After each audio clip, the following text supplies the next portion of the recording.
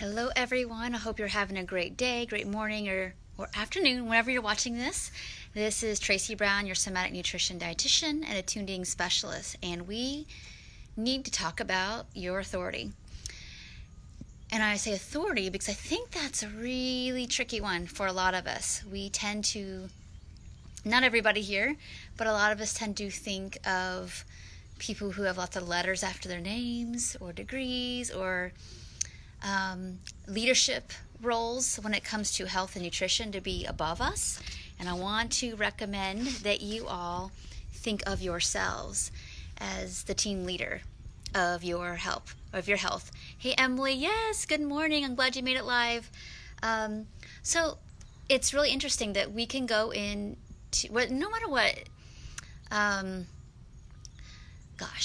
no matter what stage of recovery we're in, the beginning, middle, more towards cruising in life, hopefully, it's really important that you recognize that, professionals have training. They do.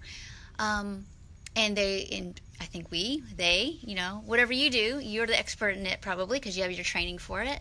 And medical professionals hopefully are the same. But remember that you're the one that lives in your body. You're the one that knows probably what you're going to be able to have room to access in terms of making changes in your life or something. And it's really, really important that that information is just as important as the intervention recommended. So, for example, you go to the doctor and they say, this XYZ is happening and you should lose weight. But probably anybody watching this knows that I'm pretty good at trying to do that, and it's either ruined my life or it hasn't been something that my body is in agreement with. So I don't think that intervention is going to work, and it's okay to disagree, and it's okay to ask, and in fact it's okay. It's mandatory for your continued health that you say, okay, so what would you suggest for somebody who's in a smaller body? Or actually, I'm currently doing XYZ now, and so what are your thoughts about that? It's really important that you know that you can question, that you can have a conversation, that you can bring in your own evidence, you can ask for their evidence. Those are all good things. I love it when clients come to me and say, hey, I've researched XYZ, and here's the evidence base. Let's have a conversation. That is super fun. I love that because it's I want people to be in their power around that. So it's okay for you to disagree. It doesn't mean that your doctor's always wrong. It just means either their way of approaching it isn't a solution that works for you. It could be that they're totally wrong and that you're okay with saying no to that. And overall, I just want you to make sure you remember there are things that you can do. So, for example, if you're really nervous about going to the doctor and afraid of some fat-phobic talk, start off right off the bat saying that you're really uncomfortable about any talk about food or weight. You don't want to do it. And that you have a team helping you.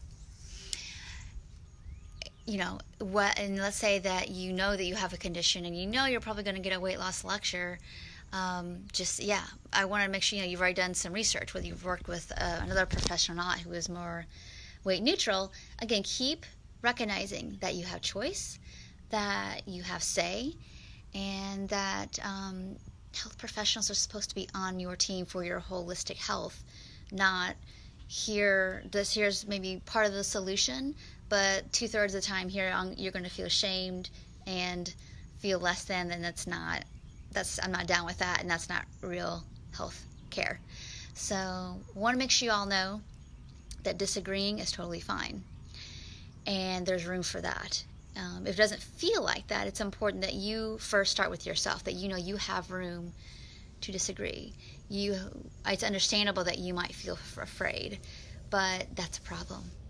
And so finding the right team is really important, and finding your own internal strength inside to know that this may be my only option, but I can minimize the food and weight talk and just really focus on the other things that are really important that would actually make a difference. I think lastly, I just want to let you all know that like your bodies are super wise. Now, we don't always know what to do.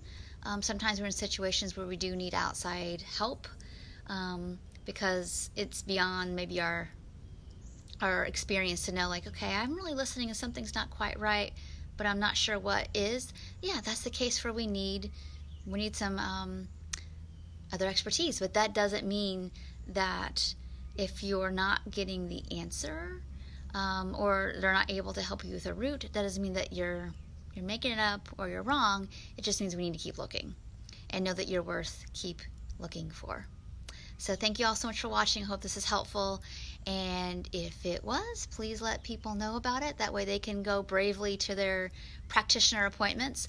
One last thing, if you need a sheet, I've been working with some people on, I'm still reworking mine, but I know Ragen Chastain has a really good sheet you can take the doctor, like a self-advocacy sheet. I'm sure other people do too. You can Google that. I'm working on one now that has a little bit more trauma integrated language in it. So once I eventually get that done, I'm hoping that's this fall, I'll be happy to share that on my website. So you can take to your doctor, say, hey, I don't want to talk about food and weight or my body for all these kind of reasons. And also some other stuff around like, just educating a little bit on trauma integrated care. I think it's really important that doctors know more about how to